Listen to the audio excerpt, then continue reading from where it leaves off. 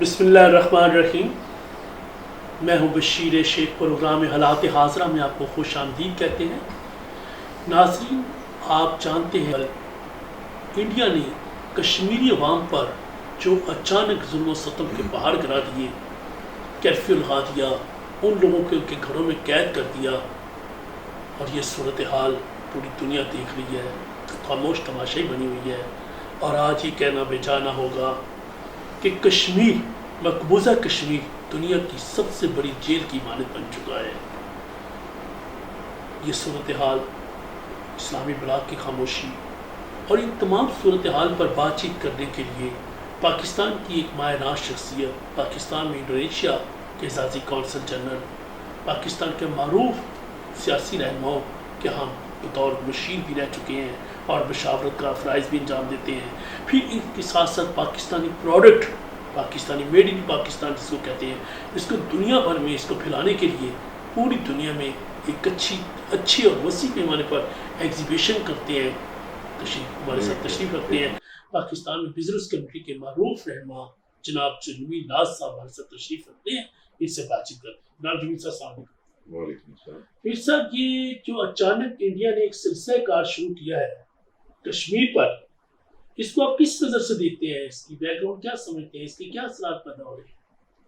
سب سے پہلی بات تو یہ ہے کہ یہ آج سے 7-8 سال قبل، یہ جب مودی صاحب نے اپنے جو الیکشن جو لڑ رہے تھے اس وقت، تو الیکشن کے ایک ان کے پروگرام میں یہ بھی تھا کہ ہم کشمیر کو ہندوستان کا حصہ بنائیں گے، وہ ہمارا اٹوٹ انگ ہے، تو وہ ہمیشہ اٹوٹ انگ رہے گا، اس کا حصہ بنائیں گے، جس میں انہوں نے کہا تھا کہ جو ضروری اصلاحات کرنی پڑی وہ کریں گے۔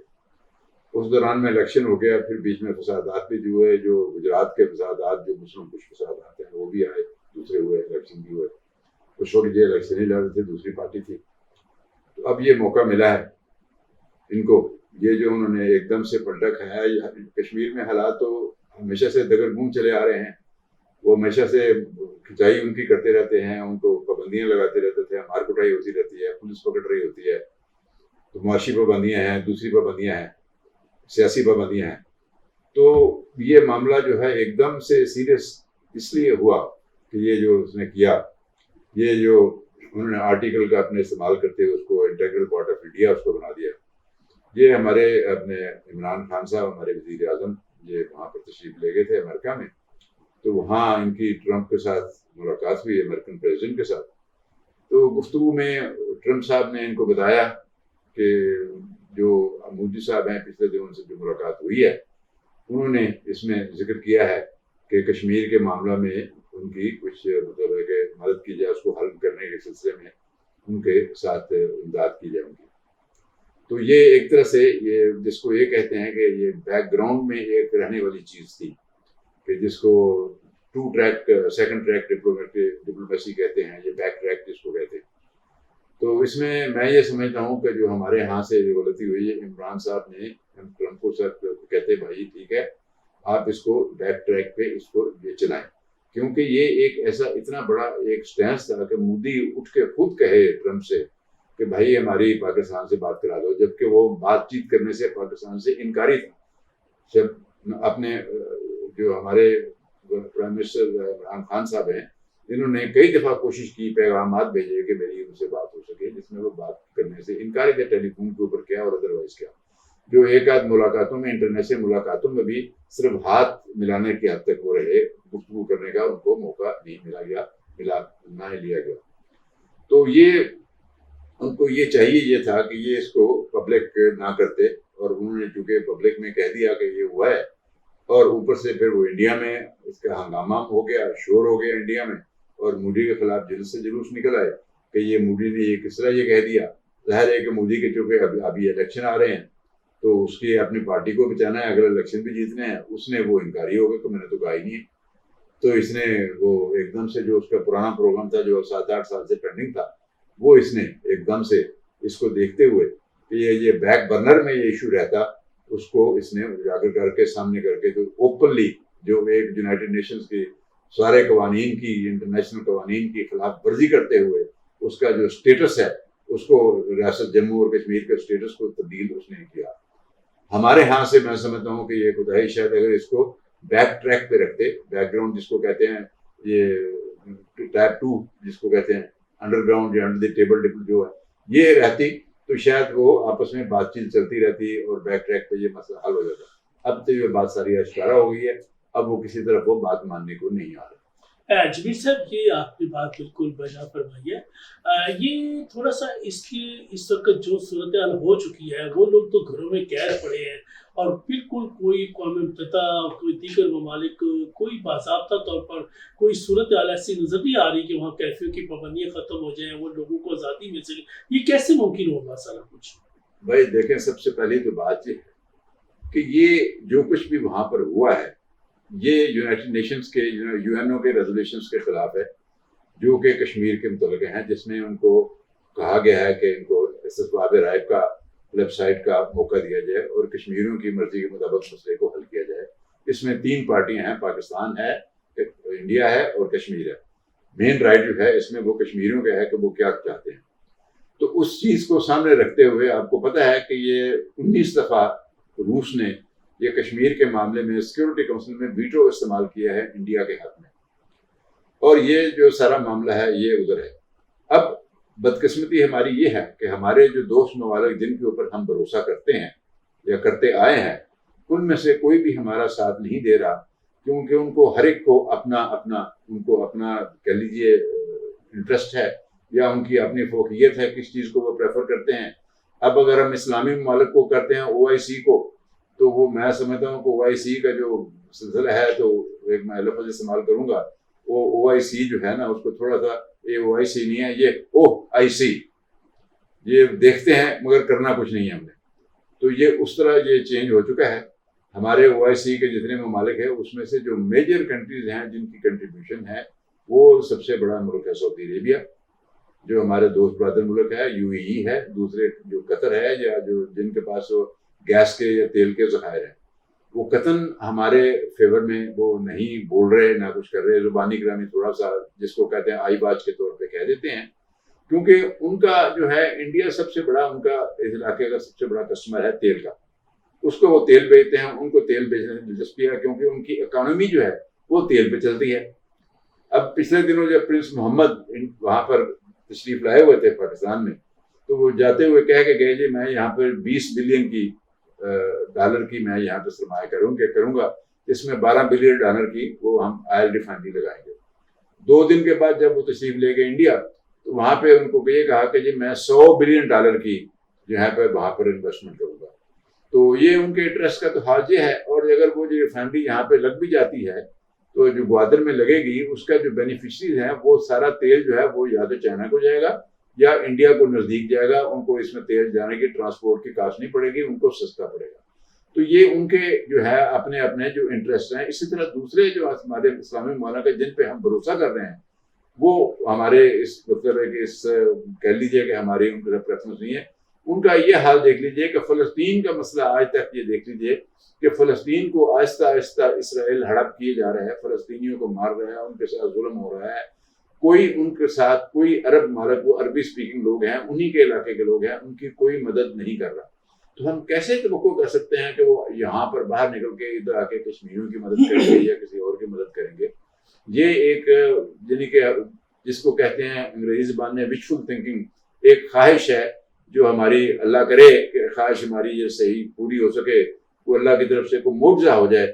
ابھی تک تو وہ ایسا معجزہ ہوتا ہوا نظر نہیں آ رہا. اور یہ حالات کب تک یہ چلیں گے اس کا کچھ نہیں کہا سکتا، کیونکہ کشمیریوں کی ہمت کی داد دینی چاہیے کہ جس طرح کے ظلم کو سہ رہے ہیں، جس طرح کے اوپر ظلم کیے جا رہے ہیں. ٹھیک ہے، یونائٹڈ نیشن میں بھی ہو رہا ہے، اب یورپین پارلیمنٹ ڈسکشن کر رہی ہے، دوسرے جو ممالک ہیں ایسٹ یورپین کنٹریز ہیں ان کے اکٹھے ان کی ڈسکشن ہوئی ہیں، او آئی سی کی اور دوسرے جو عرب ممالک، مگر اس کا کوئی نتیجہ نہیں نکل رہا، نہ کوئی ان کا کوئی ڈائریکٹو اس میں نکل رہا ہے جس پہ انڈیا عمل کرے گا. انڈیا کیوں ان کی بات پہ اوپر عمل کرے گا؟ انڈیا پہ جو دلچسپی ہے اس پہ وہ عمل کرے گا. اس کو اس بات سے کوئی غرض نہیں ہے کہ کوئی اس کو کیا کہہ رہا ہے، وہ اپنا مطلب کے حساب سے وہ کرے گا. جمیل صاحب، ابھی آپ نے اسلامی ممالک کا بھی ذکر کیا ہے. کیا اسلامی ممالک کے نزدیک یہ چیز نہیں تھی، عہد اسلام یا وہ مسلم امہ انہوں نے ایک اپنے تجارتی تعلقات کو کیوں ترجیح دی کہ وہ، جبکہ پاکستان ان کی ہر مشکل میں پیش ہوتا ہے؟ ایسا کیوں ہوا؟ یہ دیکھیں یہ ان کا رویہ ہے، یہ ہمارا رویہ ہے. ہمارے جو کمانڈر ان چیف تھے پاکستان آرمی کے، وہ بھی دیکھیں تو ان کی جو آرم فورسز ہیں ان کے وہاں پر وہ چیف وہ ان کی ہم خدمت کر رہے ہیں. ہماری فوجیں ان کے ساتھ ان کو ہر قسم کی ہیلپ دینے کے لیے تیار ہیں. اصل میں اسلامی ممالک کا آپس میں ہی جو فسادات ہیں، اب ایران کے ساتھ بلا وجہ ان کے تعلقات خراب ہیں. ایران جو ہوشی انہوں نے جو میزائل مارے ہیں، یا کس نے مارے ہیں؟ امریکہ کہتا ہے جی ہم نے دیکھ لیا، وہ ایران نے میزائل مارے ہیں. وہ جو ارامکو کی جو تیل کی تنصیبات ہیں، جس کے ساتھ تیل ایک دم سے مہنگا ہو گیا، ظاہر ہے کہ اس کے اثر 1-2-4 روز میں پاکستان پر بھی پڑے گا. تو وہ جو ممالک ہیں سارے، ان کی اپنی اپنی جو پریفرنس ہیں وہ ساری اکنامک پریفرنسز ہے، کیونکہ ان ممالک میں کوئی انڈسٹری نہیں ہے. تیل ہی اور تیل کی تجارت ہی اور گیس کی تجارت اور گیس کا وہی ان کا مین اسٹے ہے. اسی کے اوپر یہ لوگ امپلائی کرتے ہیں. آپ اسی سے دیکھ لیجئے کہ سعودی عربیہ میں بھی اور یو ای میں زیادہ لوگ جو ملازم ہیں وہ ہندوستان سے ہیں، بھارت سے ہیں، یعنی کہ پاکستان سے ملازم کم ہے، اور سعودی عربیہ والے بہت سارے پاکستانیوں کو وہاں سے وہ فارغ کر رہے ہیں. کل میں یہ بھی پڑھ رہا تھا کہ پاکستانی بھی انوالو ہوتے ہیں، دوسرے بھی، مگر سب سے زیادہ جن کے سر کاٹے گئے ہیں گزشتہ 1-2 سال کے اندر وہ پاکستانی ہیں. اجمیر صاحب یہ آپ نے بات بالکل بجا فرمائی ہے، لیکن اس تمام صورتحال میں پاکستان کی پالیسی کیسے چل رہی ہے؟ یہ صرف اخباری بیانات تک محدود ہے یا لوگوں کو کہنے تک؟ ہم نے پریکٹیکلی کیوں نہیں کوئی قدم اٹھایا؟ ان کے تجارتی اس پر پابندی نہیں لگائی، فضائی حدود پہ پابندی لگائی، ایسا کیوں ہوا ہے؟ دیکھیں ہم ان کے اوپر ہم حدود کے اوپر ہم ان پر کیا پابندیاں لگائیں گے؟ ہمارے پاس اوپن اسکائی پالیسی جب رہی ہے، اوپن اسکائی پالیسی میں ہم نے یو ای کی جو اس وقت یہ ایمریٹس جو چلی تھی، جو کہ پاکستان یہ نہیں چلائی تھی، اس کو دوسری جگہوں کو اوپن اسکائی پالیسی دے دی گئی تھی. اوپن اسکائی پالیسی میں یہ ہے کہ جتنے مرضی ہے وہ فلائٹ پاکستان میں لائیں. ہمارے پاس نہ جہاز تھے نہ ہم جا سکے. اس وقت بھی 40-44 فلائٹ تو ایمریٹس کی آ رہی ہیں، اسی طرح دوسری ایئر لائن کی. سارا جو ہمارے جو لوگ ہیں وہ تو انہیں پہ ٹریول کر رہے ہیں، حتیٰ کہ ہمارے وزیر اعظم صاحب بھی ابھی جو جا رہے ہیں وہ بھی غالباً قطر ایئر ویز پہ یا اسی پہ ٹریول کر کے امریکہ جا رہے ہیں. دوسرے بھی لوگ جو ہیں اسی پہ ہی ٹریول کرتے ہیں. تو کہنے کا مقصد یہ ہے کہ ہمارا اکنامک سچویشن جو ہے وہ خراب ہے، جس کی وجہ سے ہم جو ہے ان کا کچھ کر نہیں سکتے. ہم بھی مجبور ہیں. ہم جب نئی حکومت آئی ہے تو سب سے پہلے تو ہم نے یہ کام کیا ہے کہ ان لوگوں سے ہم پیسے مانگنے کے لیے پہنچ گئے. سعودی عربیہ سے پہنچ گئے، یو اے ای سے پہنچ گئے، دوسرے لوگوں سے پیسے مانگے کہ بھائی ہمیں تو اپنے جو پچھلے جو انٹرسٹ دینے ہیں، یہ جو سود دینا ہے، جو قرضہ جات جو لیے گئے ہیں، اس کے لیے ہمارے پاس پیسے نہیں ہیں. تو ہماری تو یعنی کہ جس کو کہتے ہیں بھک منگوں والی صورتحال ہوئی ہے.